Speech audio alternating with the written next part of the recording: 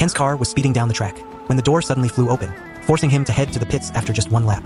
On the other side of the TV, his family sat worried sick about him. Luckily, the old pit boss grabbed a hammer and worked on the car, fixing the problem right away. By the time he got back on the track, Ken was already way behind. Ken slammed the gas pedal to the floor, sped up and overtook other cars, setting new lap records, first 3:34, then 3 minutes 31.9 seconds. The media went wild, getting to report the speed miracle. The track was chaos, with lots of cars crashing into each other. Even Ferrari lost one of its top drivers. Seeing the race going better, Ford II happily took the beautiful girl and flew off for dinner in a helicopter. But Ferrari's old boss stayed by the track, keeping a close eye on how the race was going. By the 8th hour of the race, the sky suddenly poured down heavy rain, making the track wet and slippery. But Ken had no plans to slow down, still chasing the first-place Ferrari at full speed.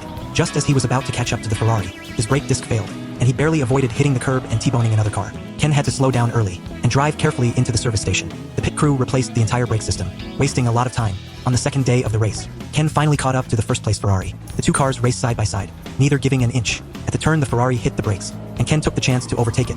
One more pass and Ken would be in first. Ken caught up to the Ferrari again. This time, the Ferrari driver got desperate, pushing the car to 9,000 RPM, ignoring the car's limits. It didn't take long for the Ferrari to break down. By this point, Ken was already way ahead of the other drivers. The championship seemed like it was his, but the Ford executives had a plan. They wanted Ken to slow down and wait for the second and third place Ford cars, so they could cross the finish line side by side, just for a good photo. This was an insult to the drivers, and Shelby didn't listen to the executives, telling Ken to make his own choice. Ken didn't slow down, speeding ahead and getting faster and faster, setting another race lap record. The last 3 Fords crossed the finish line at the same time. Ken opened his car door to claim his prize, but the flowers and trophy went to McLaren instead. Turned out, Byron had started farther back and logged more miles, so he was declared the winner.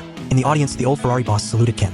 If the Ford executives hadn't messed things up, Ken would have been the driver to win Sebring Daytona and Le Mans in the same year, something no one has done to this day.